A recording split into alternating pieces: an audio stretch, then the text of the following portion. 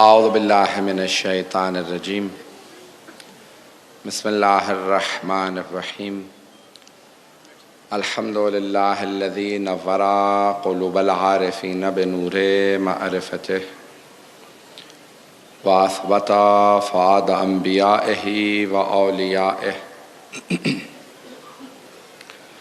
بقصص الانبیاء والمرسلین وأكمل إيمان المسلمين والمؤمنين بولاية علي أمير المؤمنين عليه السلام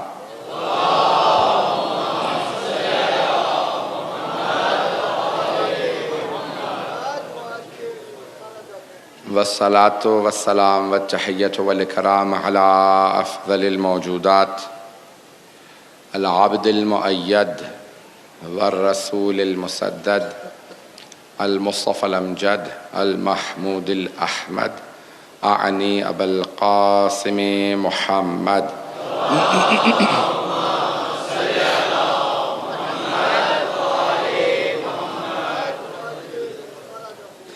وعلى روحه ونفسه وصاهره ووسيه سيد الأتقياء والأصفياء مولا الموالي امام المتقين علي بن ابي طالب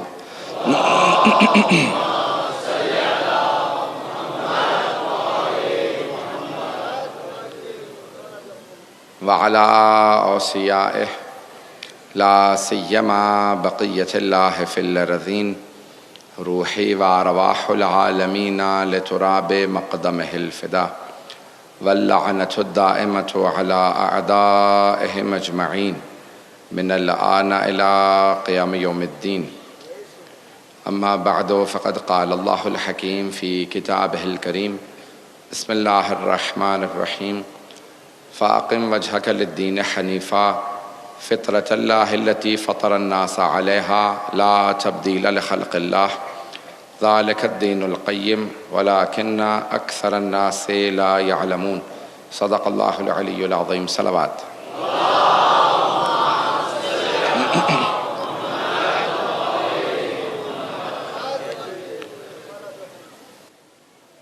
معرفت دین کے عنوان سے سلسلہ مجالس جاری ہے. جو مطالب میں آپ کی خدمت میں پیش کر رہا ہوں وہ تمام معارف دین ہیں اور دین کے تمام علوم سیکھنا سکھانا عبادت ہے. اللہ سبحانہ و تعالیٰ نے ہم پہ کرم کیا کہ اس نے ہمیں دین حق کا پیروکار پیدا کیا ہے اور یہ اس کا ہم پہ بہت فضل و کرم ہے کہ ہم محمد و آل محمد علیہ السلام کے ماننے والے ہیں. یہ اس کی بہت بڑی نعمت ہے. اگر خدا نہ خواستہ کسی اور دین پہ ہوتے تو معلوم نہیں ہے کہ ہم پہنچ پاتے یا نہ پہنچ پاتے. یہ ہم اس دین ہی پہ پیدا ہوئے ہیں، یہ اس کا کرم ہے. اور پھر اس دین میں ہوتے اور پھر آل محمد کے ماننے والے نہ ہوتے تو پھر دین میں رہ کے دین سے باہر ہی ہوتے. یہ اس کا کرم ہے کہ اس نے ہمیں آل محمد کا ماننے والا پیدا کیا ہے.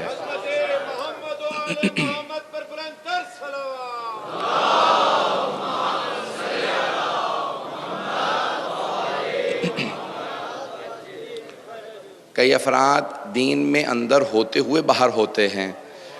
عزیزان گرامی، یہ بہت بڑا ایک المیہ ہے کہ بہت سے لوگ قریب ہوتے ہوئے بھی دور ہوتے ہیں. اس بات کو میں پہنچا نہیں پایا. ہم جب نیت بھی کرتے ہیں تو کہتے ہیں قربتاً الی اللہ، اللہ سے قریب ہونے کی خاطر ہر کام کرتے ہیں.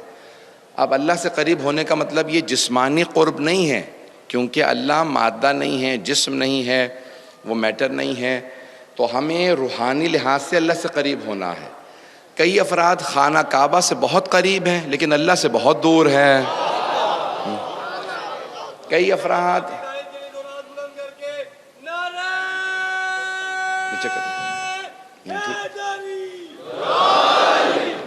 تو کئی افراد بعض اوقات کعبے سے قریب ہوتے ہیں لیکن اللہ سے دور ہوتے ہیں. اور کئی افراد حبیب خدا کے مزار کے بڑے قریب ہوتے ہیں لیکن پیغمبر سے بہت دور ہوتے ہیں. تو قرب بہت ضروری ہے. اور یہاں تک کہ بہت سے افراد کہتے ہیں کہ جو پیغمبر اسلام کے زمانے میں وہ تو بہت قریب تھے. نہیں، جناب اویس قرنی بہت دور تھے، یمن میں تھے. لیکن پیغمبر اسلام سے پھر بھی بہت قریب تھے. تو یہ پیغمبر سے قریب ہونا جسمانی لحاظ سے نہیں ہے، روحانی اعتبار سے ہے. آپ دور بھی ہوں، کہیں مکے مدینے سے دور ہونا یہ عیب نہیں ہے، لیکن اللہ کے دین سے دور ہونا، محمد و آل محمد سے دور ہونا یہ بہت بڑا عیب ہے. تو اس لیے بہت قریب ہو جانا چاہیے. اب ہم ہزاروں میل کے فاصلے پہ کربلا سے بیٹھے ہیں، لیکن ہمارے دل کربلا میں ہے. تو یہ اللہ سے قریب.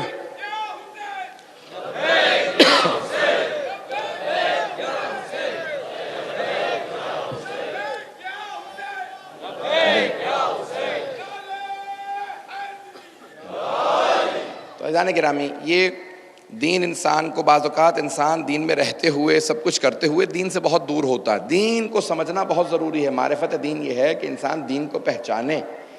ایسا نہ ہو کہ دین ہمارے حلق سے نیچے نہ اترا ہو. وَلَمَّا يَدْخُلِ الْإِيمَانُ فِي قُلُوبِكُمْ، اللہ قرآن کریم میں کہہ رہا ہے میرے حبیب، بہت سے لوگ آپ سے آ کے کہتے ہیں کہ ہم لوگ ایمان لے آئے ہیں. ان سے کہہ دیجئے ابھی ایمان تمہارے دلوں کے اندر حلق سے نیچے نہیں اترا ہے. وَلَمَّا يَدْخُلِ الْإِيمَانُ فِي قُلُوبِكُمْ، تمہارے دلوں میں ایمان داخل ہی نہیں ہوا. بل قولوا اسلمنا، یہ کہو ابھی ہم مسلمان ہوئے ہیں.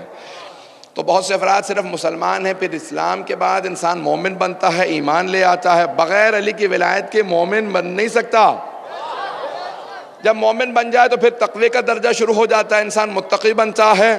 اگر ہر مومن متقی ہوتا تو اللہ قرآن کریم میں نہ کہتا یا ایھا الذین آمنوا اتقوا اللہ، اے ایمان والو تقوی اختیار کرو.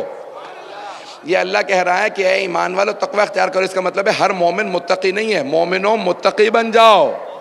تو یہ درجات چلتے چلے جائیں گے، معرفت بڑھتی چلی جائے گی، عمل بڑھتا چلا جائے گا. انسان میں جتنا عمل بڑھے گا. اب امام محمد باقر علیہ السلام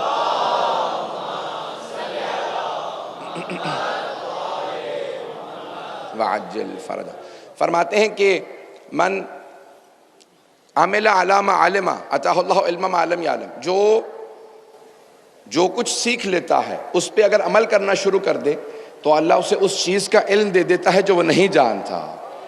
یہ آپ جب اپنے علم پہ عمل کرنے لگتے ہیں تو انسان کے خود بخود معرفت کے درجے بڑھنے لگتے ہیں. تو بہت ضروری ہے کہ انسان عمل کرتا رہے. آئیے ذرا میں ایک اور مرحلے کو پیش کرنا چاہتا ہوں آج، اور وہ فطرت کے عنوان سے بات کو آگے بڑھانا چاہتا ہوں. فطرت کیا شے ہے؟ فاقم وجہک للدین حنیفا فطرت اللہ التی فطر الناس علیہا. اللہ کہہ رہا ہے میں نے تمام مخلوقات کو فطرت پہ خلق کیا. فطرت وہ چیز ہے جو کبھی بدلتی نہیں ہے. ہر ایک میں فطرت کے تقاضے ویسے ہی ہوتے ہیں جیسے دوسرے افراد میں. توجہ ہے میرے ساتھ؟ میں اس کو آج پیش کرنا چاہ رہا ہوں، سننا چاہیں گے انشاءاللہ تعالی. تو فطرت سب میں برابر ہوتی ہے، سب میں ایک سی ہوتی ہے. یہ فطرت بدلتی نہیں ہے.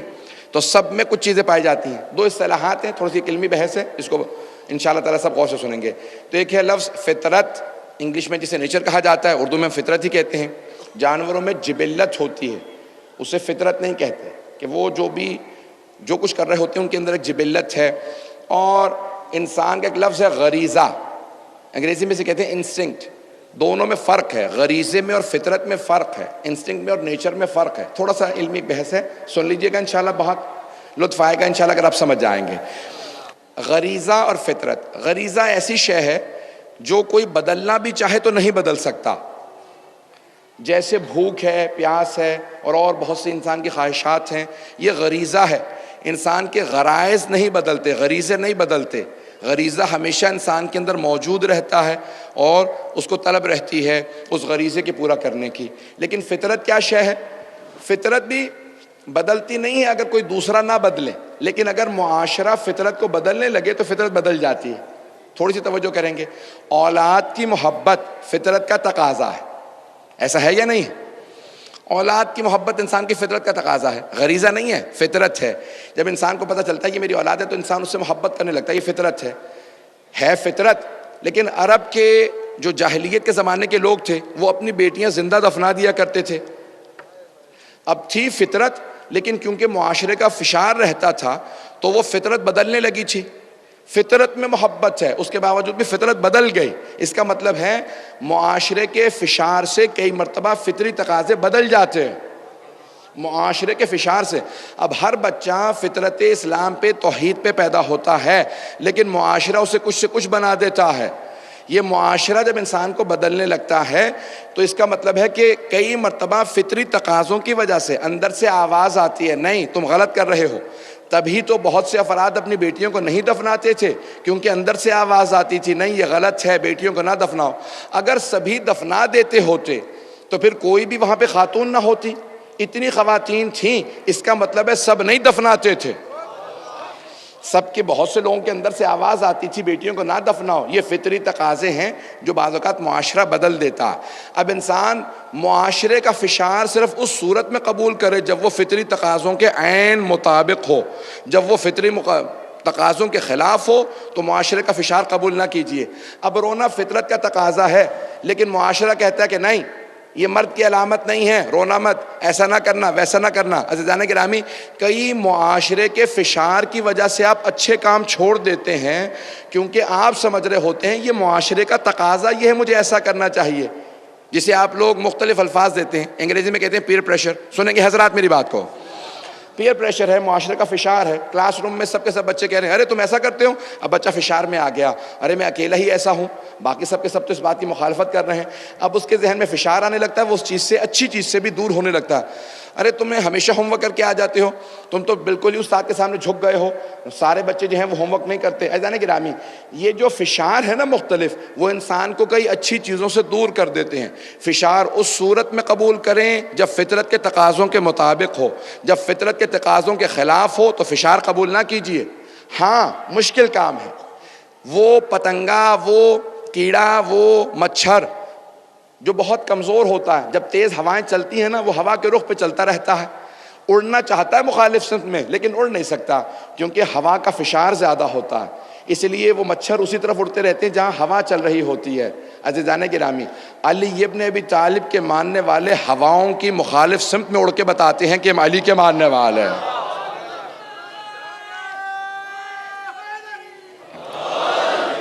عزیزان گرامی, اس لیے فشار غیر ضروری قبول نہ کیجیے. مختلف تقاضے آتے رہیں گے, مختلف فشار آتے رہیں گے, لیکن آپ ان مخالف سمتوں میں اڑ کے بتائیں گے کہ نہیں ہم ان فشاروں کو قبول نہیں کرتے. ان میں سے آئیے ذرا میں چند آج کی خدمت میں مطالب پیش کرنا چاہوں گا. بہت سی ایسی چیزیں جو سخت ہوں گی لیکن انشاءاللہ سنیے گا, اور اگر سننا چاہتے ہیں تو بآواز بلند صلوات پڑھیں گے محمد علیہ.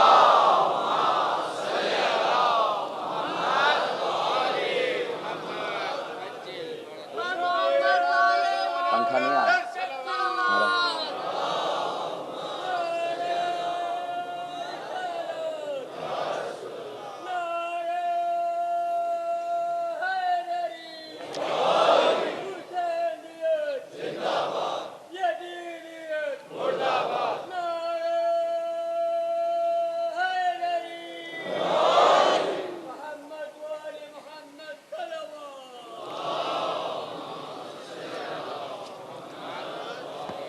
اس سے بہتر انداز سے صلوات کی زحمت فرمائیں گے.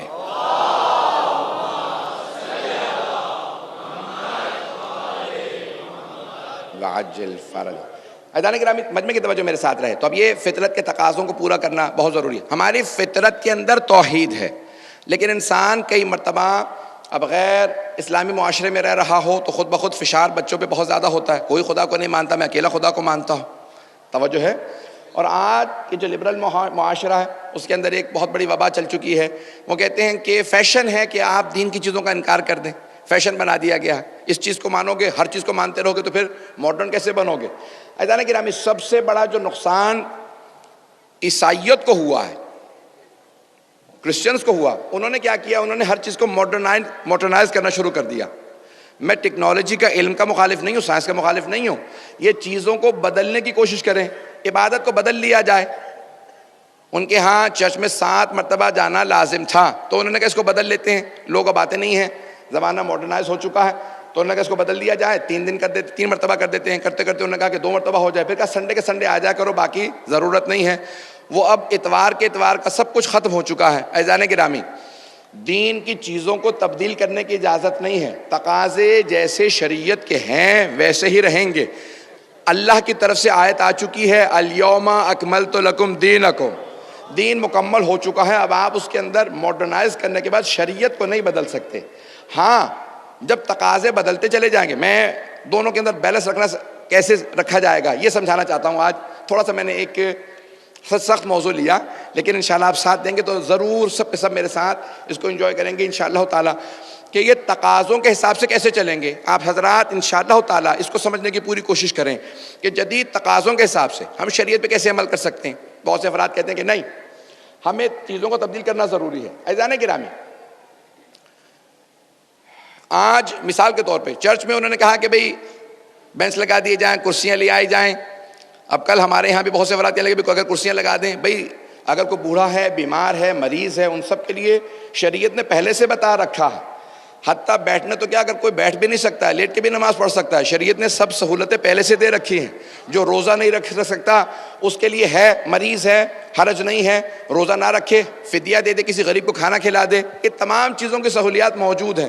لیکن ان چیزوں کو موڈیفائی کرنا، اپنے حساب سے تبدیل کر لینا کہ ہم اس کو بدل لیتے ہیں۔ صبح 7 بجے اگر میں سحری کر لوں اور رات کو 7 بجے روزہ کھول لوں، 12 گھنٹے کا میرا روزہ ہو گیا، مجھے فجر ہی پہ اٹھنا ضروری کیوں ہے؟ میں تھوڑا سا سحری افطاری کا ٹائم بدل لوں گا تو کون سی مصیبت آ جائے گی؟ عزیزان گرامی، اللہ سبحانہ و تعالیٰ نے کہا فطرت کے تقاضوں پہ چلو۔ فطرت کہتے ہیں نیچر کو، توجہ ہو، فطرت کہتے ہیں نیچر کو۔ نیچر یعنی سورج فکس ٹائم پہ نہیں آتا، اللہ نے فکس نہیں کیا۔ ہر روز صبح 7 بجے سورج نکل آیا کرے گا، گرمیوں سردیوں میں بدلتا رہتا ہے، موسم بھی بدلتا ہے، انسان کے جسمانی تقاضے بھی بدلتے ہیں، سورج کے طلوع و غروب کا وقت بھی بدلتا رہتا ہے۔ باقی جو موجودہ ماڈرنائزیشن کے اندر آپ کو چیزیں مشین بنا رہی ہیں، برطانیہ میں اصطلاح استعمال ہوتی ہے جو پوری دنیا میں آج چل پڑی ہے، 9 to 5۔ صبح 9 بجے کام شروع ہوگا، 5 بجے نوکری ختم ہو جائے گی، 9 سے 5 تک آپ کا جسم چلتا رہے۔ جیسے مشین چلتی ہے، اب آپ ہر چیز مشین بنتے چلے جا رہے ہیں۔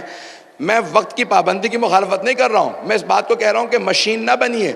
نوکریوں کے تقاضے اور ہیں، شریعت کے اندر آپ نے نماز کے تقاضے اور ہیں، ان شریعت کے تقاضوں کو نوکریوں کے حساب سے نہ چلائیے گا۔ جیسے جیسے سورج اور چاند کی راتیں بدلتی رہیں گی، نمازوں کے وقت بدلتے رہیں گے، آپ کو اول وقت نماز فجر کے لیے ویسے ہی اٹھنا چاہیے۔ کبھی 4 بجے ہوگی، 4:15، 4:30، 5، 5:15، 5:30، یہ بدلتے رہیں گے۔ آپ کے جسم کے تقاضے بدل رہے ہیں موسم کے بدلنے سے۔ کئی مرتبہ میں اور آپ پہنچ نہیں سکیں گے، یہ تقاضا ایسے کیوں ہے؟ لیکن اللہ سبحانہ و تعالیٰ کی طرف سے ایسا حکم ہے۔ جب ہم نے اللہ کو مان لیا تو پھر اللہ کی مانیں، جب ہم نے امام کو مان لیا تو امام کی مانیں، جب ہمیں سرور کائنات نے کہہ دیا تقاضا ایسا ہے، جب ہم نے مان لیا یہ اللہ کا حکم ہے، اب ہم سوال نہیں کر سکتے۔ کیوں؟ کیونکہ ہمیں یہ پتہ ہے حکم بنانے والا حکیم مطلق ہے، سرور کائنات عصمت کبریٰ کے مالک ہیں۔ اب ہمیں سمجھنے کی ضرورت ہے یہ حکم ایسا کیوں ہے۔ آئیے ذرا میں چند احکام کو پیش کروں گا، شریعت کے احکام ایسے کیوں ہیں، سننا چاہیں گے؟ اگر جو افراد زیادہ پریشان اگر ہو گئے ہوں تو انشاءاللہ آسان ہو جائے گا۔ میں انشاءاللہ پوری کوشش کر رہا ہوں کہ سخت موضوع کو آسان بناؤں۔ پنکھے کے بغیر میرا گزارا نہیں ہے بالکل بھی، مجلس ختم ہونے پہ آئے گا تو معجل فرج۔ مجمع کی توجہ میرے ساتھ رہے۔ عزیزان گرامی، میں چند احکام کو پیش کروں گا، غور سے سنیے گا ان احکام کو۔ شریعت محمدی کے اندر اگر کتا ایک برتن، ایک ظرف کو چاٹ لیتا، اسے پانی سے دھونا کافی نہیں، اسے 3 دفعہ پاک کیا جائے گا۔ پہلی دفعہ مٹی اور پانی کو ملائیں گے، 11 سا بن جائے گا، اس سے دھوئیں گے، پھر 2 مرتبہ پانی سے اسے دھویا جائے گا، خالص پانی سے۔ 3 دفعہ پاک کریں گے تب جا کے پاک ہوگا، جب تک کہ 3 دفعہ پاک نہ کرے تب تک پاک نہیں ہوگا۔ عزیزان گرامی، کہاں پہ شریعت محمدی میں بتایا گیا؟ یہ بعد میں 20ویں صدی میں 40-50 سال پہلے پتہ چلا کہ کتا جب کسی چیز کو چاٹتا ہے تو اس کے تھوک کے اندر ایک ایسے جراثیم ہوتے ہیں جس سے بہت سی بیماریاں پھیلتی ہیں۔ وہ پانی سے جراثیم مرتے ہی نہیں ہیں، جب تک مٹی اسے نہ مس ہو جائے تب تک وہ چیز مرتی ہی نہیں ہے۔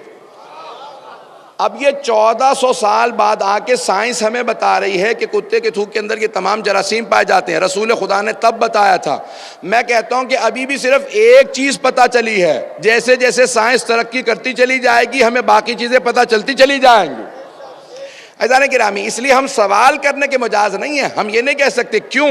ہمیں یہ پتہ ہونا چاہیے کہ جب ہمیں رسول عربی نے یہ قانون دیا ہے تو کسی حکمت کے تحت یہ قانون دیا ہوگا۔ جب ائمہ معصومین علیہ السلام نے کوئی قانون بتایا تو اسی عین حکمت کے قانون کے مطابق ہے۔ یہ تمام کے تمام چیزیں۔ آئیے ذرا میں نماز سے متعلق چند چیزوں کو پیش کرنا چاہتا ہوں آج، کہ نماز کی جب آپ شروع کرتے ہیں جناب امیر سے پوچھا گیا مولا یہ نماز ایسی ہے. عزیزان گرامی، یہ جو افراد کہتے ہیں نا صبح صبح ورزش کر لیجئے، تمام اعضاء آپ کے جیسی ان کو ورزش کی ضرورت ہے وہ ساری چیزیں نماز میں پائی جاتی ہے. کچھ افراد تو پہنچ گئے ہیں باسے. عزیزان گرامی، انسان کی جو ہاتھوں کو اٹھاتا ہے، آپ آتے ہیں کبھی آپ نے دیکھا وضو کے اعضاء دھونے والے صرف کوہنی سے لے کے ہاتھوں تک، چہرے کا دھونا، ہاتھوں کا دھونا، پھر سر کا صرف مسح ہے، سر کو دھو نہیں رہے ہیں، پاؤں کا مسح ہے.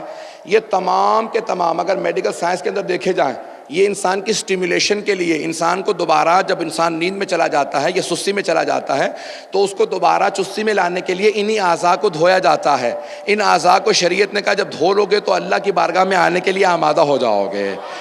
کیونکہ سستی اللہ کو پسند نہیں ہے. سستی کی حالت میں اللہ کے سامنے نہ آنا کہ نماز شروع ہو پتہ ہی نہ ہو کہ میں نماز پڑھ رہا ہوں یا کیا پڑھ رہا ہوں.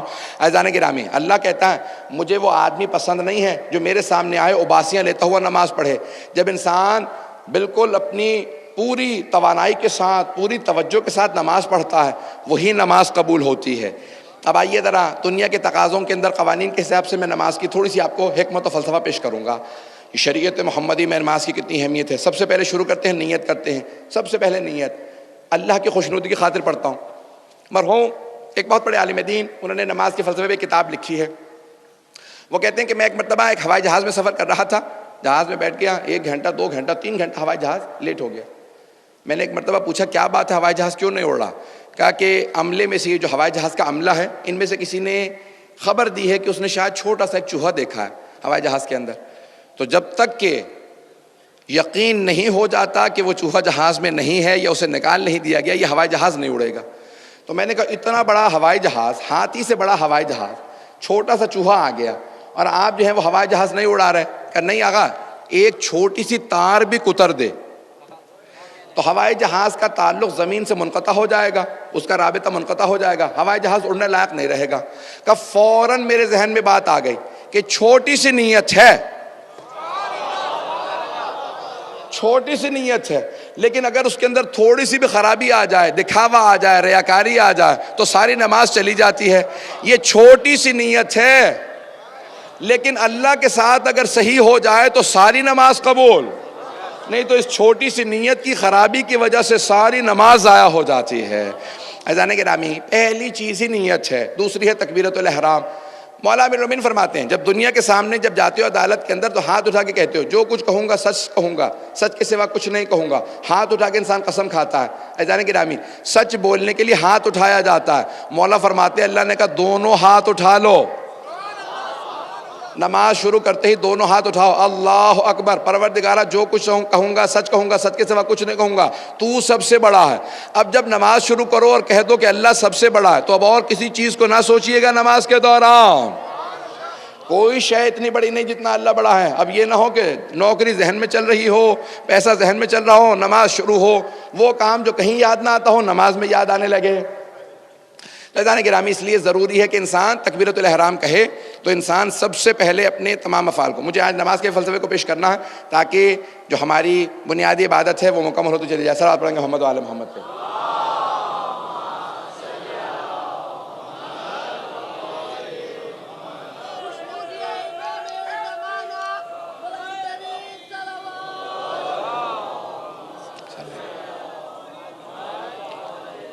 میں اصل میں گرمی کا بالکل بھی عادی نہیں ہوں اور ایک آدھ مرتبہ پہلے بھی گر چکا ہوں کہیں پہ ممبر سے. تو یہ بہرحال پہلے میں نے کہا تھا کہ میں پنکھے کے بغیر گزارا نہیں، جتنی ہو سکے میرے خیال میں مجلس کے بعد ہی آئے گا پنکھا، تب تک میرے ساتھ چلتے رہے گا. میرے لیے بہت مشکل ہوتا ہے پڑھنا، بہت زیادہ مشکل ہو جاتا ہے. تو عزیزان گرامی توجہ میرے ساتھ رہے، میں جتنا پیش کر رہا ہوں اس کو سنتے چلے جائیے گا. عزیزان گرامی، یہ نماز اس کے مختلف حالتیں ہیں. اس تمام حالات کے اندر انسان جب تک اپنی پہلی ابتدا کو درست نہ کر لے تب تک نماز قبول نہیں ہوتی ہے. توجہ ہے میرے ساتھ؟ عزیزان گرامی، انسان نماز میں آ جاتا ہے. جناب امیر سے سوال کیا کسی نے، کہا مولا پیغمبر اسلام نے فرمایا کہ الصلاۃ معراج المومن، نماز مومن کی معراج ہے، نماز کا سب سے اچھا عمل کیا ہے؟ تو آپ نے فرمایا سجدہ. نماز کا سب سے اچھا عمل سجدہ. کہا کہ مولا پھر ہم سجدے کے اٹھنے کے فوراً بعد استغفر اللہ ربی واتوب الیہ کیوں کہتے ہیں؟ اگر سب سے اچھا عمل ہے تو ہم استغفار کیوں پڑھتے ہیں؟ استغفر اللہ ربی واتوب الیہ. بھئی ابھی ہم نے سب سے اچھا عمل کیا تو پھر استغفار کیوں کر رہے ہیں؟ ہمیں تو کچھ اور کہنا چاہیے. جیسے سجدے سے اٹھے کہا اللہ اکبر استغفر اللہ ربی واتوب الیہ. تو مولا نے فرمایا یہ سب سے سچا عمل، سب سے اچھا عمل کرنے کے بعد نہیں، نماز میں سب سے اچھا عمل سجدہ، سب سے اچھا عمل کرنے کے بعد استغفار نہیں پڑھ رہے بلکہ اس لیے کہہ رہے ہیں استغفر اللہ ربی واتوب الیہ. میں سجدے سے اٹھا کیوں؟ استغفر اللہ ربی واتوب الیہ. دوبارہ اللہ اکبر کہہ کے پھر سجدے میں چلے جائیے. یہ استغفار کے بعد دوبارہ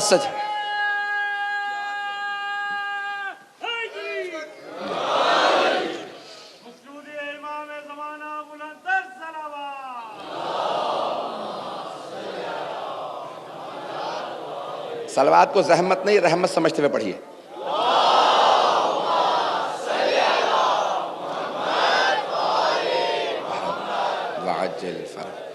عزیزان گرامی، یہ تمام کے تمام عبادات ان کے تقاضے ہیں. آئیے ذرا جناب امیر علیہ السلام کی نماز کو دیکھا جائے. میں مثال ایک صرف پیش کرنا چاہتا ہوں، بہت تفصیل نہیں دوں گا اور کچھ اور احکام بیان کروں گا.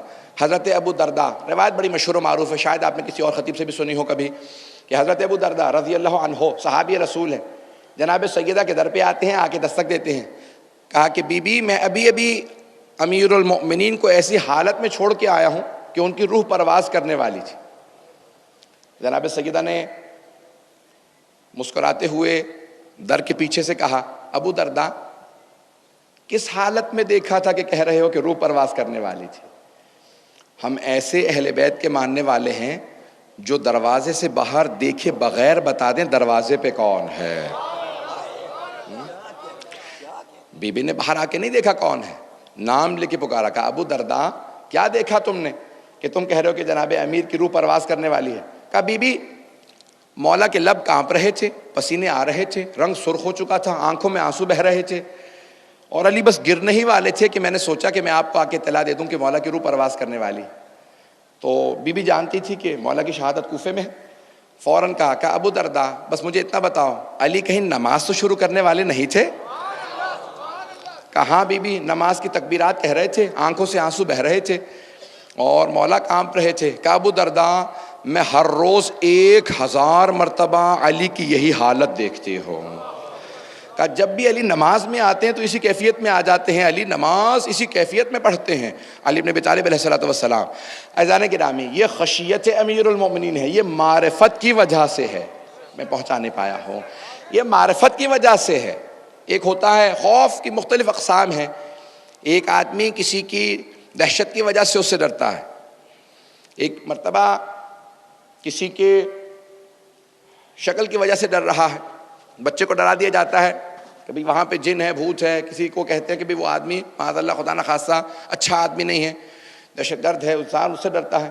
لیکن ایک مرتبہ کہتے ہیں یہ جوان اپنے والد سے بہت ڈرتا ہے.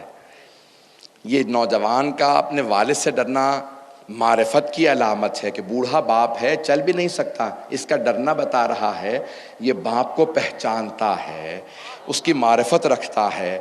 عزیزان گرامی یہ جوان بیٹے کا باپ سے ڈرنا معرفت کی وجہ سے ہے، اس کے ادب و احترام کی وجہ سے ہے، تعظیم کی وجہ سے ہے. آل محمد سے زیادہ اللہ کی کوئی تعظیم نہیں کرتا تھا، اس لیے آل محمد سے زیادہ نماز میں کوئی خشیت نہیں کرتا تھا. وہ تعظیم کی وجہ سے خوف و خشیت ان پہ تھی جس کی وجہ سے وہ نماز ایسی پڑھتے تھے. عزیزان گرامی آج پوری دنیا کے اندر صلوات پڑھیں محمد و آل محمد پہ.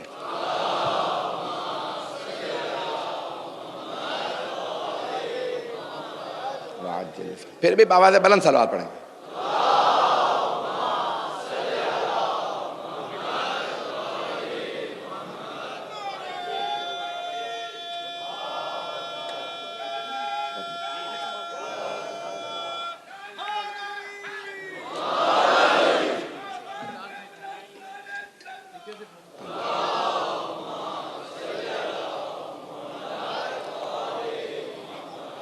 توجہ ہے میرے ساتھ تمام حضرات.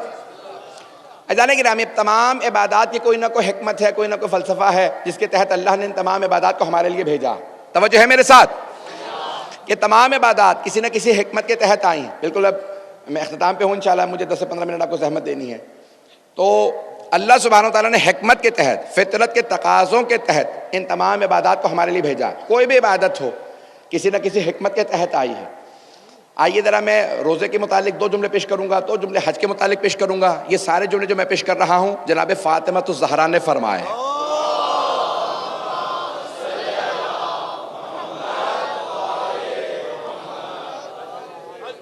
جناب فاطمہ الزہرا سلام اللہ علیہا پر بہترین صلوات.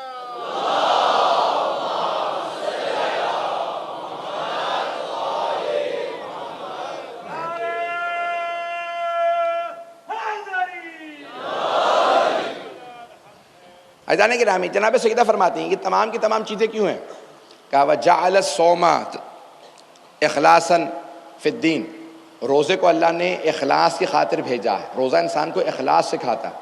نماز انسان کو خشوع سکھاتی ہے، تکبر سے بچاتی ہے. جو سر جھکانا سیکھ لیتا ہے وہ تکبر سے بچتا رہتا ہے.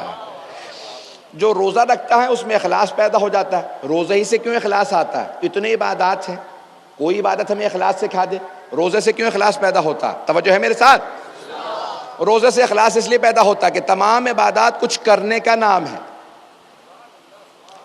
نماز، تکبیرۃ الاحرام، رکوع، سجود، تشہد، سلام، ان تمام چیزوں کا نام ہے.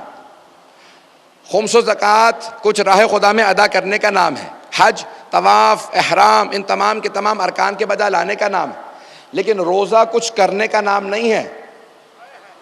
روزہ اپنے آپ کو روکنے کا نام ہے. اگر کوئی آدمی روزہ رکھے ہوئے تو کیا کرو بھئی؟ روزہ رکھ کے کیا کرنا ہے؟ کچھ نہیں کرنا.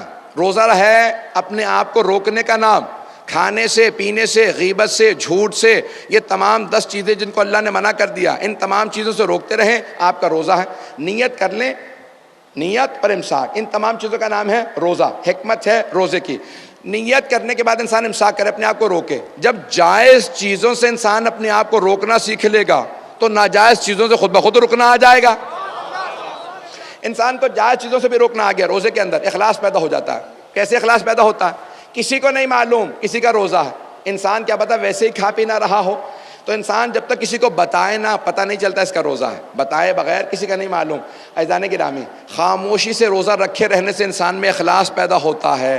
انسان کو عبادتوں کو چھپانا آ جاتا ہے. اپنی عبادات کے اظہار کرنے سے انسان دور رہتا ہے. آئیے ذرا میں ایک واقعہ پیش کر دوں گا. اس کو جناب مرحوم آیت اللہ شہید دستغیب نے اپنی کتاب میں لکھا ہے روزے کے حوالے سے کہ 3 افراد مدینۃ النبی آئے رسول خدا کی زیارت کے لیے. جب تینوں مدینے پہنچ گئے، شام کا وقت تھا، ایک دوسرے سے کہنے لگے بھی ہم اگر تینوں رسول خدا کے گھر چلے جائیں تو زحمت کا سبب نہ بن جائیں، اور جب زحمت کا سبب بنیں گے تو ہمیں خود بھی شرمندگی ہوگی. تو کیا کیا جائے؟ ایک نے کہا کہ بھئی ایک آدمی ہم میں سے رسول خدا کا مہمان بن جائے، دوسرا علی مرتضیٰ کا مہمان بن جائے، تیسرا اللہ کے گھر چلا جائے. اللہ کا گھر یعنی مسجد. پہلا آدمی رسول خدا کے گھر آیا، دوسرا جناب امیر کے، تیسرا مسجد چلا گیا. صبح کو تینوں ملے، آپس میں ملاقات کی. مدینے سے باہر سے آئے تھے، دور سے. تو آنے کے بعد ایک دوسرے سے بات کرنے لگے کہ بھئی کیا ہوا؟ رسول خدا کے مہمان تھے، پیغمبر نے کیا کیا؟ کہ بھئی مجھے کچھ خورمے دیے، روٹی کا ٹکڑا دیا، اور خود ہی اپنی بکریوں کو دودھ دیا، اور میں اس کے بعد ایک بچھونا دیا، میں وہیں پہ ان کے گھر میں سو گیا. دوسرے نے کہا میں علی مرتضیٰ کا مہمان تھا، جو ابھی آپ نے رسول خدا سے متعلق بیان کیا بالکل یہی کچھ علی مرتضیٰ نے مجھے عطا کیا. بالکل اسی طرح سے خورمے دیے، کھجور دیے، روٹی کا ٹکڑا دیا، کچھ دودھ دیا، بچھونا دیا، میں سو گیا. اللہ کے مہمان نے کہا میں اللہ کا مہمان تھا، اللہ نے کچھ بھی نہیں دیا کھانے پینے کو، اور نہ میرے لیے بچھونا تھا، تو میں اسی طرح سے مسجد میں بیٹھا رہا. عزیزان گرامی، انسان کو پڑھنے والے کو خود اندازہ ہو جاتا ہے کہ مجلس پڑھنا جو ہے وہ جو میں ذہن میں مطلب لے کے آتا ہے انسان بعض اوقات نہیں پیش کر پاتا. آج جس طرح سے مجلس رہی ہے انشاءاللہ کل میں بہتر انداز سے پیش کروں گا. سن لیجیے گا آج جتنا پیش کر رہا ہوں. عزیزان گرامی، ایک مرتبہ جو جناب امیر اور جناب رسول خدا کا مہمان رہا تھا، ان دونوں نے تو کہہ دیا کہ ہم اس حالت میں رہے. اللہ کے مہمان نے جیسے شکوہ کیا، رحمت الہی کو جلال آیا، فوراً جناب جبرائیل کو نازل کیا. کہا کہ جبرائیل میرے حبیب سے کہو کہ میرے مہمان آپ کی اور علی کے مہمان نے صرف فجر کی نماز پڑھی ہے، میرے مہمان نے تہجد کی نماز بھی پڑھی ہے. اے حبیب، اگر بھوک سے بہتر کوئی تحفہ ہوتا تو میں اپنے مہمان کو وہی عطا کرتا. میرا بندہ مجھ سے 2 حالتوں میں سب سے زیادہ قریب ہوتا ہے، ایک جب بھوکا ہوتا ہے، دوسرا جب سجدے میں ہوتا. عزیزان گرامی، یہ بھوک بعض اوقات انسان شکوہ کرتا ہے لیکن اس کے بے انتہا اثرات ہیں تمام عبادات کے. آئیے ذرا حج کا فلسفہ بھی پیش کر دوں. حج کی حکمت اور عزاداری کی حکمت میں بہت زیادہ انسجام ہے، اس لیے پیش کر رہا ہوں، اگر سننا چاہیں گے بس بھی اسی کو سن لیجئے گا۔ عزیزان گرامی، حج بہت بڑی عبادت ہے۔ جناب سیدہ فرماتی ہیں وَجَعَلَ الْحَجَّ،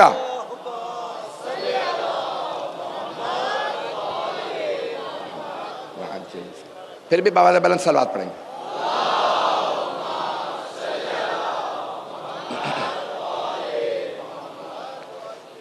جعل الحج تشییدا للدین، اللہ نے حج کو بھیجا ہے دین کی مضبوطی کی خاطر، دین کی قوت کے اظہار کے لیے اللہ نے حج کو بھیجا۔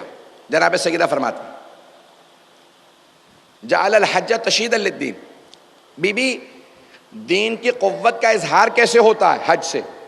کہا جب لاکھوں افراد اللہ کے بیت اللہ کی زیارت کے لیے آئیں گے تو جب کافر دیکھیں گے کہیں گے کتنے مسلمان صرف احرام باندھے ہوئے حج پہ چلے گئے۔ لاکھوں افراد کا گرم شہر مکے میں آنا، پتھریلے بستی میں رہنا، جہاں پانی کی قلت ہے، جہاں ساری آسائشیں نہیں ہیں، صرف اللہ کے دین کی خاطر حج پہ آنا دین کی قوت دکھائے گا۔ تمام کے تمام مشرکین و کفار پہ روب طاری رہے گا کہ مسلمان حج پہ گئے ہیں۔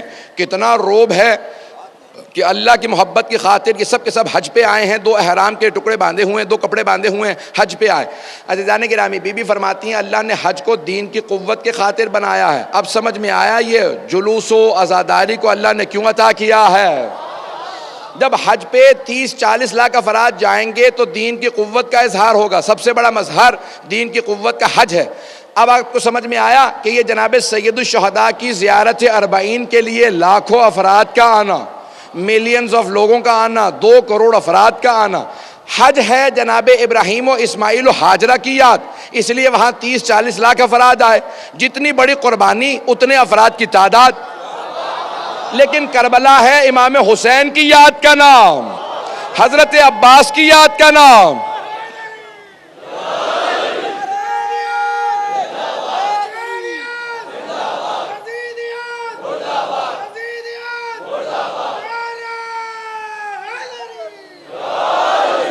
عزیزان گرامی، کربلا نام ہے قربانیوں کی معراج کا، کہ جہاں عزیزان گرامی ایک جملہ کہوں گا انشاءاللہ تعالیٰ، آج کی مجلس کا میری طرف سے تبرک ہوگا کہ انشاءاللہ تعالیٰ کل میں بہتر انداز سے پیش کروں گا آپ کی خدمت میں مطالب کو۔ پوری دنیا کے اندر ہر میدان جنگ کے اندر آل محمد آپ کو سب سے آگے نظر آئیں گے، سب سے آگے جا رہے ہیں قربانیاں پیش کرنے کے لیے۔ پہلے شہادت کے لیے ہم جائیں گے، رسول خدا علی مرتضیٰ ہر جنگ میں سب سے آگے نظر آئیں گے، امام حسن مجتبی آگے نظر آئیں گے، تمام جنگوں میں اہل بیت سب سے آگے نظر آ رہے ہیں، شہادتوں کے لیے آگے آگے جا رہے ہیں، لیکن میدان کربلا میں سب سے آخر میں جا رہے ہیں۔ غور سے سنیے گا، میدان کربلا میں سب سے آخر میں جا رہے ہیں، یہاں اصحاب پہلے جا رہے ہیں۔ جانتے ہیں کیوں؟ کیونکہ کربلا میں تمام نظام الٹ چکا ہے۔ باقی تمام جنگوں میں، تمام کی تمام جنگوں کے اندر مرنا مشکل ہوتا ہے، جینا آسان ہوتا۔ کیونکہ مرنا مشکل تھا اس لیے آل محمد پہلے جایا کرتے تھے کہ ہم مرنے کے لیے جائیں گے، کیونکہ شہادت ہماری میراث ہے، ہم آگے جائیں گے۔ عزیزان گرامی، کربلا میں مرنا آسان تھا، جینا مشکل تھا، کیونکہ پیاس تھی، بھوک تھی، متعدد دنوں سے لوگ سب کے سب مشکل حالات کے اندر تھے، وہاں مرنا آسان تھا۔ تو اہل بیت علیہ السلام نے، امام حسین نے کیا کیا؟ کہا کہ ان بوڑھے اصحاب کو پہلے بھیج دو، یہ جنت میں پہلے چلے جائیں، یہ حوض کوثر پہ جا کے میرے نانا سے پانی پی لیں۔ یہاں پہ جینا مشکل ہے، مرنا آسان ہے، جو پہلے مرتا چلا جائے گا شہید ہوگا وہ پہلے جنت میں چلا جائے گا۔ سب سے آخر میں جاؤں گا، کیونکہ سب سے آخر کا مطلب ہے سب سے زیادہ لاشیں میں اٹھاؤں گا، سب سے زیادہ دیر تک پیاس میری رہے گی، سب سے زیادہ سختی میرے لیے رہے گی۔ عزیزان گرامی، میدان کربلا معراج ہے قربانیوں کی، اور ان تمام قربانیوں میں آپ کو سب سے جو بلند نظر آئیں گے وہ سید الشہداء نظر آئیں گے۔ عزیزان گرامی، میدان کربلا آج 7ویں کی شب ہے، کل پانی بند کر دیا جائے گا۔ آپ کے ذہنوں میں ہے نا کہ پانی بند کر دیا جائے گا۔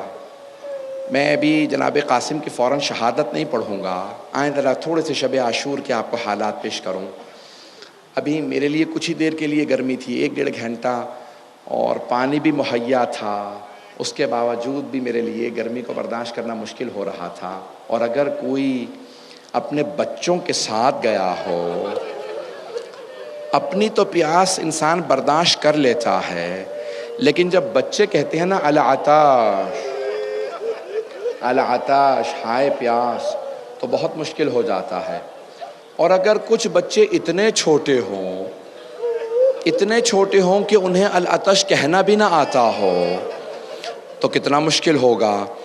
کہیں میدان کربلا میں آپ نے دیکھا ہے کچھ ایسے بچے بھی ہیں جیسے جناب علی اصغر کہ جنہیں العطش کہنا بھی نہیں آتا ہے، بلکہ میں یوں کہوں گا حرملہ تو نے ایسے بچے کو تیر مارا ہے جس بچے کو یہی نہیں معلوم تیر کھا کے رونا ہے یا مسکرانا ہے۔ تو 7 محرم سے مصائب بڑے سخت ہو جاتے ہیں آل محمد پہ، پانی بند کر دیا جاتا ہے۔ اب جو پانی مشکیزوں میں تھا بس وہی تھا۔ اب کیا کیا؟ کہا کہ بچوں کو صرف پانی دیا جائے۔ عزیزان گرامی، 7 محرم بڑے سخت دن شروع ہو جاتے ہیں۔ مولا نے خط بھی لکھا کسی حبیب کو بلانے کے لیے کہ حبیب یہاں کربلا تشریف لے آئیے، کوئی رونے میں آج بخل نہ کرے، میرے ساتھ ساتھ چلتے چلے جائیے گا۔ شب عاشور کی کچھ کیفیتوں کو پیش کروں گا، ساتھ چلیں گے میرے۔ ذرا دیکھیں آپ کی آنکھوں کے سامنے میدان کربلا آ رہا ہو، ایسی ہی کوئی رات تھی جیسے آج یہ رات ہے، لیکن آپ کے لیے تو روشنی موجود ہے نا۔ وہاں اندھیرا تھا، اور شام غریبہ میں تو اتنا اندھیرا تھا کہ ہاتھ کو ہاتھ سجھائی نہیں دیتا تھا، اور وہاں تو خاک پہ کچھ بیویاں زمین پہ بیٹھی تھی۔ ابھی ہر ماں اپنے بچے کو گود میں لیے بیٹھی ہے، اور گرمی کی تپش بہت زیادہ ہے۔ ماں کو اولاد سے بڑی محبت ہوتی ہے، لیکن اس ماں کو اپنی اولاد سے اور بھی زیادہ محبت ہوتی ہے جس کے بچے یتیم ہوتے ہیں۔ یتیم بچوں سے ماں کو اور زیادہ محبت ہوتی ہے۔ آپ پہنچ گئے ہوں گے، ایک ماں آئی ہیں مدینے سے کربلا، نام ہے فروا، حضرت ام فروا۔ وہ صرف اس لیے آئی ہیں کہ میں امام حسن مجتبیٰ کو روز قیامت کہہ سکوں مولا آپ کی نشانی میرے پاس تھی، میں نے اپنے بیٹے کو اپنے بڑھاپے کے لیے سنبھال کے نہیں رکھا تھا، میں نے آپ کے بیٹے کو آپ کے بھائی کی راہ میں قربان کر دیا تھا۔ ماؤں کے لیے بڑا مشکل کام ہوتا ہے۔ آئیں ذرا میرے ساتھ چلیے گا۔ ایک شہید ہیں جناب قاسم ابن حسن، ویسے امام حسن کے اور بھی بیٹے ہیں میدان کربلا میں جو شہید ہوئے ہیں، لیکن جناب قاسم کا مقام زیادہ ہے۔ جانتے ہیں کیوں زیادہ ہے؟ کیونکہ جب مولا امام حسن مجتبیٰ کو زہر دیا گیا اور آپ کے کلیجے کے ٹکڑے باہر آ گئے تو آپ کے سینے میں بہت درد تھا۔ آپ بار بار جب قے کرتے تو کہتے مجھے لٹا دو، سینے میں بہت درد ہے۔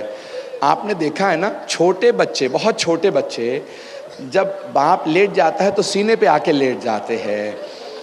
اب میں نے روایت میں دیکھا کہ جب امام حسن مجتبیٰ لیٹے ہوئے تھے نا، جب سینے میں تکلیف تھی تو اس وقت 1.5 برس کے شہزادے آئے اور امام حسن مجتبیٰ کے سینے پہ چڑھ گئے۔ اتنے میں ایک ماں آئی، کہا قاسم بابا کے سینے سے اتر جاؤ، بابا کے سینے میں بڑی تکلیف ہے۔ امام حسن مجتبیٰ نے کہا نہیں ام فروا، میرے قاسم کو میرے سینے پہ رہنے دو۔ جب قاسم میرے سینے سے لپٹتا ہے مجھے آرام محسوس ہوتا ہے۔ مولا حسن مجتبیٰ نے حضرت امام حسن مجتبیٰ نے جناب قاسم کو سینے سے لگایا، بہت پیار کیا۔ اچانک میرا دل کہتا ہے حضرت امام حسن مجتبیٰ کی نگاہوں میں کربلا آنے لگی ہوگی۔ فوراً ایک مرتبہ آنکھوں میں آنسو آئے، کہا ام فروا جب میرا بھائی حسین کربلا جائے میرے قاسم کو ساتھ ضرور بھیجنا۔ یہ نہیں کہا کہ آپ بھی ساتھ جائیے گا، بس کہا میرے قاسم کو ضرور ساتھ بھیجنا۔ جناب ام فروا کے ذہن میں بات رہ گئی، جب حسین کربلا جائیں گے میں قاسم کو ساتھ لے کے جاؤں گی۔ کہا میرے قاسم کو ضرور ساتھ بھیجنا۔ روضۃ الشہداء میں مرحوم کاشی نے ایک روایت لکھی ہے، میرا آپ سے وعدہ ہے اگر آپ تصور کریں گے تو ضرور آنکھوں میں آنسو آئیں گے۔ مرحوم کاشی کہتے ہیں اس وقت امام حسن مجتبیٰ نے کہا ام فروا اگر میرا قاسم زیادہ پریشان ہو میں ایک تعویذ لکھ رہا ہوں، قاسم سے کہنا جب زیادہ پریشان ہو یہ تعویذ کھول کے پڑھ لے، اس تعویذ میں اس کا حل لکھا ہوگا۔ مولا امام حسن نے ایک تعویذ لکھا، وہ تعویذ کہا میرے قاسم کے دائیں بازو پہ باندھ دینا اور قاسم سے کہنا جب بہت پریشان ہو تعویذ کو کھول لے۔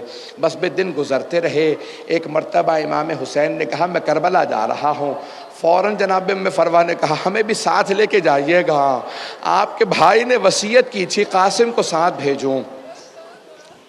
بس بھئی ایک مرتبہ مولا حسین کربلا پہنچ گئے، شب عاشور تھی، مولا حسین شہداء کی فہرست پڑھ رہے تھے، نام بتا رہے تھے کل کون کون شہید ہوگا۔ کچھ آ چکے تھے، کچھ ابھی نہیں آئے تھے، جناب حبیب ابھی نہیں آئے تھے، جناب مسلم ابن اوسجا نہیں آئے تھے، شاید ابھی حر نہیں آئے ہیں، مولا سب کے نام بتا رہے ہیں، جو نہیں آئے ان کے بھی نام بتا رہے ہیں۔ ابھی جناب قاسم کا نام نہیں بتایا تھا کہ ایک مرتبہ جناب قاسم کھڑے ہوئے، آنکھوں میں آنسو ہے، کہا چچا جان کا شہداء کی فہرست میں میرا نام نہیں ہے، کہا چچا جان کا شہداء کی فہرست میں میرا نام نہیں ہے۔ جناب سید الشہداء نے فوراً سوال کیا، کیف الموت عندک، اے میرے لخت جگر قاسم آپ کے نزدیک موت کیسی ہے؟ کہا چچا جان اگر آپ پہ قربان ہونے کا نام موت ہے تو پھر احلی من العسل، شہد سے بھی زیادہ میٹھی ہے، چچا جان شہد سے زیادہ میٹھی ہے موت۔ جناب سید الشہداء نے مسکرا کے کہا میرے لخت جگر قاسم آپ ہی کا نہیں، علی اصغر کا نام بھی شہداء کی فہرست میں ہے، علی اصغر کا نام بھی شہداء کی۔ اب غیرت ہاشمی تھی، امام حسن مجتبیٰ کا خون تھا، جناب قاسم نے ایک مرتبہ کھڑے ہو کے کہا چچا جان کیا یہ اشقیاء خیموں میں آ جائیں گے؟ کیا یہ اشقیاء خیموں میں آ جائیں گے؟ جناب امام حسین نے کہا نہیں بیٹا، میں اپنے ہاتھوں پہ علی اصغر کو لے کے جاؤں گا، میں اپنے ہاتھوں پہ علی اصغر کو لے کے جاؤں گا۔ بس بھئی میں نے سارے مصائب کو چھوڑ دیا، میرے ساتھ چلیے گا، میدان کربلا شب عاشور ختم ہو رہی ہے، صبح عاشور نمودار ہوئی، شہادتیں شروع ہو گئیں۔ کبھی امام حسین جناب حبیب کا لاشا اٹھا کے لاتے ہیں، کبھی حر کا لاشا اٹھا کے لاتے ہیں، کبھی حر کے بیٹے کا لاش، مختلف لاشیں اٹھا رہے ہیں۔ سب کی سب بیبیاں اپنے بیٹوں سے کہہ رہی ہیں کب جائیے گا آپ جائیے۔ اچانک ایک بیوی نے کہا قاسم آپ ابھی تک گئے نہیں؟ کہا اماں میں جب بھی مولا سے کہتا ہوں، اپنے چچا سے کہتا ہوں چچا مجھے جانے دیجئے، چچا کہتے تم میرے مرحوم بھائی کی نشانی ہو۔ قاسم میں جب بھی اپنے بھائی حسن کی زیارت کرنا چاہتا ہوں، قاسم میں آپ کو دیکھ لیتا ہوں، قاسم آپ میرے بھائی کی نشانی ہیں۔ کہا اماں چچا مجھے جانے نہیں دیتے۔ کہا کہ ایک مرتبہ ابھی جناب قاسم خیموں سے باہر بیٹھ کے رو رہے تھے، جیسے آپ گھٹنوں کو اٹھا کے روتے ہیں نا، جناب قاسم نے اپنے گھٹنوں میں سر رکھا تھا، بلند آواز سے رو رہے تھے کہ چچا مجھے جانے نہیں دے رہے تھے۔ کوئی اور ایسا شہید ہے جو رونے کے لیے، جو شہادت کے لیے رو رہا، مجھے شہادت چاہیے، رو رہے تھے مجھے شہادت نہیں۔ اگر کوئی یتیم بچہ رو رہا ہو نا تو بیوہ ماں کو بڑی حسرت سے پیدا ہوتی ہے۔ جناب ام فروا نے کہا جناب زینب سے بی بی مجھے لگتا ہے یہ میرے یتیم قاسم کی آواز آ رہی ہے۔ آپ کو پتہ ہے نا کہ اگر کوئی یتیم بچہ روئے اور خدا نہ کرے اگر کوئی تماچا مار دے یتیم بچے کو، تو یتیم بچے ہوں یا یتیم بچیاں ہوں تو اور زیادہ رویا کرتے ہیں۔ اجرکم اللہ، اجرکم اللہ۔ تو اتنے میں جناب ام فروا فوراً خیمے سے باہر آئیں، پردہ ہٹا کے دیکھا جناب قاسم بیٹھے رو رہے ہیں۔ قاسم کیا بات ہے؟ کہ چچا مجھے ابھی بھی اجازت نہیں دے رہے۔ اچانک جناب ام فروا کے ذہن میں آیا، کہا قاسم آپ کے بابا نے کہا تھا اے ام فروا جب قاسم بہت پریشانی میں ہو اور پریشانی کا حل نہ نکل رہا ہو تو قاسم سے کہیے گا یہ تعویذ کھول کے دیکھے جو میں نے بازو پہ باندھا ہے اس میں حل لکھا ہوگا۔ جناب قاسم ایک مرتبہ جناب قاسم سے ان کی والدہ نے کہا قاسم اس سے زیادہ مصائب کا وقت نہیں آ سکتا۔ جناب قاسم نے تعویذ کھولا، جانتے کیا لکھا تھا؟ اگر دیکھ سکے میری طرف دیکھیے گا۔ جناب قاسم نے خط کھولا، اس میں لکھا تھا یا بنیا قاسم، اے میرے لخت جگر قاسم، اذا وجدت عمک الحسین غریبا مظلوما وحیدا عطشانا، اے میرے لخت جگر قاسم آپ اگر اپنے چچا کو تنے تنہا دیکھیں، غربت کے عالم میں دیکھیں، مظلومیت میں دیکھیں، پیاسا دیکھیں تو میرے لخت جگر شہادت سے گریز نہ کیجئے گا، اپنے چچا سے کہیے گا آپ کو اجازت دے دیں۔ جناب قاسم نے آنسوؤں کو صاف کیا، خوشی خوشی چچا کے پاس آ کہ چچا اب آپ مجھے نہیں روک سکیں گے، چچا اب آپ مجھے شہادت سے نہیں روک سکیں گے۔ چچا جان دیکھے میرے بابا نے کیا لکھا ہے، یہ دیکھے میرے بابا نے خط لکھا ہے، مولا حسین نے خط لکھا، خط دیکھا میرے بھائی نے خط لکھا ہے۔ ایک مرتبہ مولا حسین نے خط کو چوما، مرحوم کاشی کہتے ہیں کہ مولا حسین نے خط کو چوما، آنکھوں سے لگایا، آنکھوں سے لگانے کے بعد مدینے کا رخ کیا اور رو کے کہا بھیا آپ نے مجھے غربت میں یاد رکھا، اے میرے بھائی آپ نے مجھے غربت میں یاد رکھا، جب میں تنہا رہ گیا میرے بھائی نے مجھے یاد رکھا۔ اجرکم اللہ۔ ایک مرتبہ مولا حسین نے دونوں باہیں جناب قاسم کے گلے میں ڈالی، جناب قاسم نے دونوں باہیں چچا کے گلے میں ڈالی۔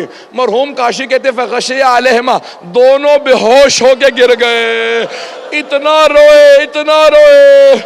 مجھے نہیں معلوم مولا حسین جناب قاسم پہ اتنا کیوں رو رہے ہیں، میرا دل کہتا ہے مولا سمجھ رہے ہیں ابھی مجھے لاشا نہیں اٹھانا، مجھے لاشے کے ٹکڑے۔ اجرکم اللہ۔ کوئی رونے میں بخل نہ کرے۔ آج امام حسن مجتبیٰ کو پرسا دیجئے گا، مولا آپ کے یتیم کا بڑا صدمہ ہے۔ آئیے ذرا میرے ساتھ چلیں گے کچھ دیر کے لیے، 4 سے 5 منٹ، زیادہ 10 منٹ کی زحمت دوں گا۔ اب میرے بھائی برداشت نہیں کر پا رہے، بلند آواز سے روتے رہیے گا۔ جن افراد سے برداشت نہیں ہوتے دل کی کیفیت بدل جاتی ہے، اونچی آواز سے رونے سے انسان کو صبر آ جاتا ہے۔ اور اگر آپ کے ذہن میں پھر بھی کوئی بات ایسی آئے نا کہ آپ کو رونا نہ آ رہا ہو تو بس اتنا تصور کیجئے گا، ایک بیوہ ماں یتیم بچے کے لاشے کے ٹکڑوں پہ۔ اجرکم اللہ۔ اگر دیکھ سکے تو میری طرف دیکھیے گا۔ جانتے ہیں لاشا پامال کیوں ہوا تھا؟ کیونکہ جناب قاسم کا جسم چھوٹا تھا، 13.5 برس کے تھے، جتنی زرہ پہنا کے دیکھی پوری نہیں آتی تھی، جتنی زرہ پہنائی مولا حسین نے کہا عباس ایک اور زرہ لے آؤ، ایک اور زرہ۔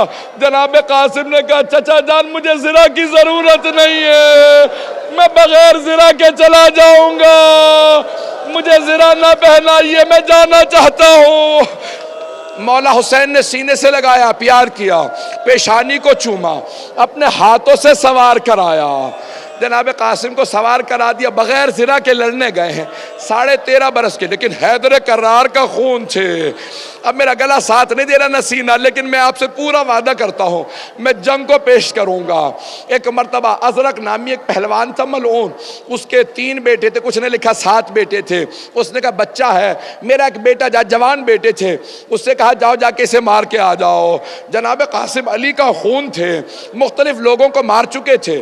جب ایک مرتبہ اس پہلوان کے 7 پہلوان بیٹے تھے، ایک ایک کر کے پہلوان آتے رہے، جب وہ آئے نا تو مولا حسین نے ایک مرتبہ ہاتھوں کو اٹھایا، کہا پروردگارا میرا قاسم بڑا کم سن ہے۔ جیسے ہی وہ آتے نا جناب قاسم ہاتھ میں تلوار اٹھاتے، کہتے یا علی ادرکنی، تلوار چلاتے انہیں فنار کر دیتے۔ ازرق کے سارے بیٹے مارے گئے۔ اب ازرق نے کہا میں خود جاؤں گا، جب وہ خود آیا نہ کہا میرے ساتھ رک جا میں خود جاؤں گا۔ ازرق 1000 فوجیوں کا اکیلا مانا جاتا تھا، مولا جانتے تھے یہ 1000 کے برابر میں ایک مانا جاتا ہے۔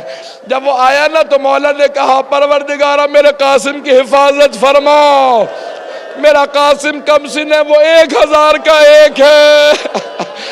ایک مرتبہ جناب قاسم نے کہا چچا میرا سلام قبول کیجئے گا، تلوار کو کھینچا، ازرق کے سر کو قلم کیا، جیسے ہی اسے مارا نا عمر سعد نے کہا سارے لشکر کو دوڑو۔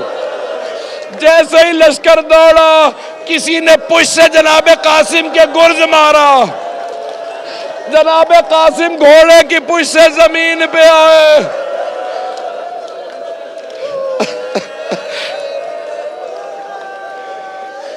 جیسے ہی گرنے لگے آواز دی چچا جان میری مدد کو آئیے، چچا جان میری مدد کو آئیے۔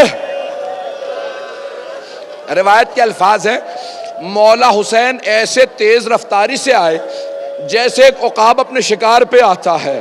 جب مولا نے حملہ کیا نا ساری فوجیں دوڑنے لگی، جب فوجیں دوڑنے لگی ایک بچے پہ سے سارے گھوڑے دوڑ گئے، سارے گھوڑے دوڑنے لگے۔ مولا اپنے ذوالجناح سے اترے، ایک لاشے کے پاس بیٹھ کے کہنے لگے اے میرے قاسم آپ نے بلایا، میرے لخت جگر میں آ گیا تھا لیکن آپ کا لاشا پامال ہو گیا۔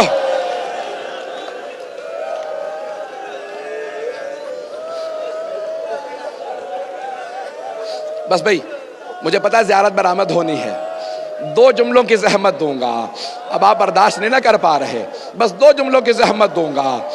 آج جناب ام فروا کو بھی پرسہ دیجئے گا، امام حسن مجتبیٰ کو بھی پرسہ دیجئے گا۔ بزرگ علماء کہتے ہیں جب گھوڑے دوڑ گئے تو اب کیسے لاشا اٹھائیں گے؟ بزرگ علماء کہتے ہیں کیسے لاشا اٹھائیں گے؟ لاشا تو ایک طرف سے اٹھایا جاتا ہے نا۔ اب کیا کیا ہوگا مولا حسین نے؟ اپنی ابا زمین پہ بچھائی، جیسے ایک مالی صبح کو پھول جمع کرتا ہے، مولا حسین نے لاشا جمع کیا۔ بس بھائی نہیں پڑھتا آگے، اب آپ برداشت نہیں کر پا رہے، میں نے تمام کر دیا، اجرکم اللہ۔ بس زیارت برآمد ہوگی، 2 جملے، آخری 2 جملے۔ وہاں ایک ماں خیمے کے پردے سے دیکھ رہی ہے، خیمے کے پردے سے ایک ماں دیکھ رہی ہے۔ بعض علماء کہتے ہیں جناب فروا نے جناب زینب سے کہا بی بی حسین تو گٹھڑی سی لے کے آ رہے ہیں، میرا 13 برس کا جوان بیٹا۔ ایک مرتبہ جناب ام فروا نے کہا ہوگا قاسم جب جنت میں جانا بابا سے کہنا میں نے وعدہ پورا کر دیا تھا۔ الا لعنت اللہ علی القوم الظالمین وسيعلم الذين ظلموا أي منقلب ينقلبون۔ بس بھئی ہاتھوں کو بلند کر کے 2 جملے دعا کے کہوں گا۔ پروردگارا آج ایک ایسے یتیم کا ہم پرسہ دینے آئے ہیں جو مظلوم باپ کا مظلوم بیٹا ہے۔ پروردگارا جناب قاسم بڑے مظلوم ہے، ہر ماں کو حسرت ہوتی ہے نا میری آنکھوں کے سامنے میرا بیٹا چلتا رہے۔ میں سخت جملہ کہہ رہا ہوں، مجھے معاف کر دیجیے گا، ہاتھوں کو سب بلند کریں گے، اگر دیکھ سکے تو میری طرف دیکھیے گا۔ چھٹے امام سے کسی نے پوچھا مولا دنیا کی سب سے بڑی خوشی کیا ہے ماں باپ کے لیے؟ مولا نے کہا کسی کا ایک بیٹا ہو، جوان ہو جائے اور آنکھوں کے سامنے پھرتا رہے، دنیا میں اس سے بڑی کوئی خوشی نہیں ہوتی۔ کہا مولا دنیا کا سب سے بڑا مصائب کیا ہے؟ مولا نے رو کے کہا جب وہی جوان بیٹا آنکھوں کے سامنے مارا جائے، اس سے بڑا کوئی مصائب نہیں۔ میں کہوں گا جناب ام فروا آپ کی بڑی آزمائش ہے۔ ماتم حسین